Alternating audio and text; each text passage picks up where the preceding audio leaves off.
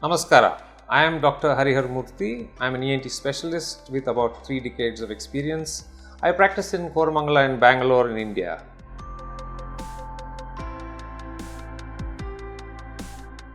Cough, cold, sore throats are very common in children as soon as they start schooling, especially in the 3-4 years age group. It's a part of their own development of immunity when exposed to the outside. So, recurrent infections are possible every few months in these children till the immunity develops. So, it is not alarming when there is an infection. At the same time, aggressive treatment of the infection is necessary to prevent complications caused by the infections like recurring ear infections or lower respiratory infections, etc.